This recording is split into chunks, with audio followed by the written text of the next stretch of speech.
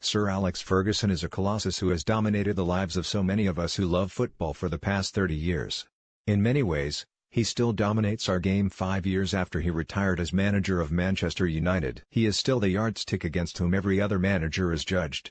And, inevitably, every other manager falls short. When he presented Arsene Wenger with a silver vase at Old Trafford last week, it was impossible not to compare the two and think that for all the great things Wenger achieved at Arsenal, Ferguson outdid him in longevity and dwarfed him with the number of trophies he won. A succession of managers have tried to step into his giant shoes at United and have struggled in his shadow. David Moyes and Louis van Gaal found it hard to cope when they tried to lift the club back to the heights Sir Alex, 76, had scaled. Even a manager with the astounding record and coaching reputation of Jose Mourinho is struggling to drag the club back to anywhere near the level it reached under Sir Alex. United is so big it can overawe some managers. It never did that to Ferguson.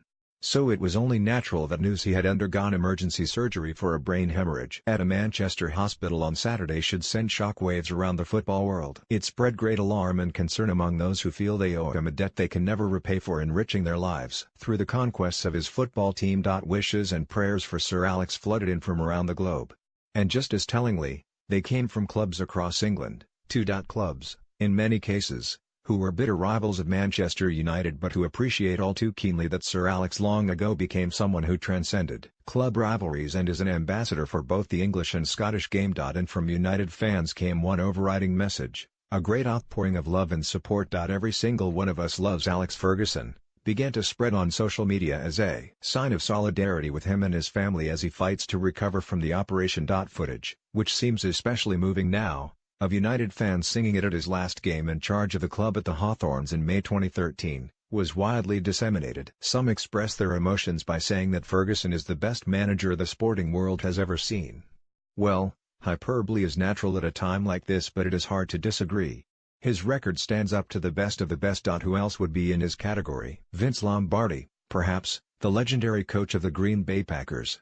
Phil Jackson, too, the man who coached Michael Jordan's Chicago Bulls and Kobe Bryant's LA Lakers. Bob Paisley, who won 3 European Cups and 6 league titles with Liverpool.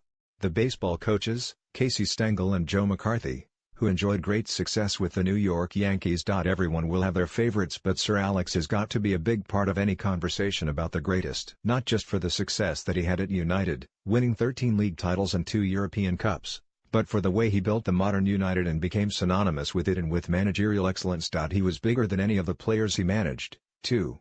It was about him, not them.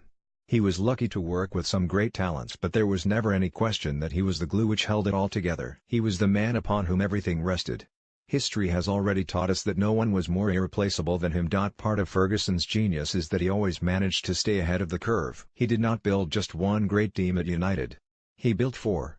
He managed to be old school as well as a great innovator and modernizer. He managed foreign players as well as he managed homegrown players. He was a master of man management. What set him apart from Wenger, his greatest domestic rival, was that he adapted as the years passed.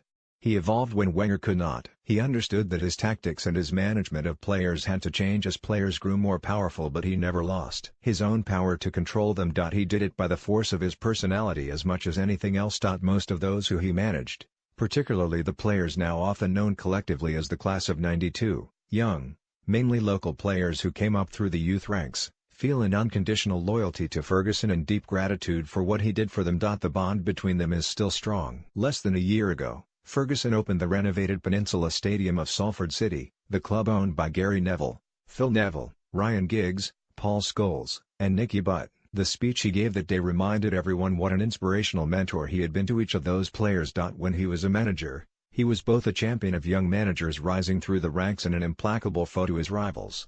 He was a manager who would never, ever give up, which is one of the reasons why so many were seeking solace in his character traits as they prayed for his recovery on Saturday night. As a journalist, United's treble in 1998-99 was the greatest football story I've ever covered. It would only be correct to point out, too, that I once wrote an entire book based on the idea that he had carried on too long at United. That worked out well. In fact, it was a spectacular misjudgment. The book came out in 2006. He won a second Champions League and a clutch of league titles after that. I can also say that interviewing him in his office at United's old training ground at the Cliff in the late 90s, where his famous Hack Humphrey Govan sign was near his desk, was one of the great privileges of my career. When he was not berating journalists, Ferguson was the most erudite and intelligent of managers. His intellect stretched way beyond the narrow confines of the football pitch, and he was a fascinating interviewee. It is hard to imagine the game without him. It is hard to imagine United without him.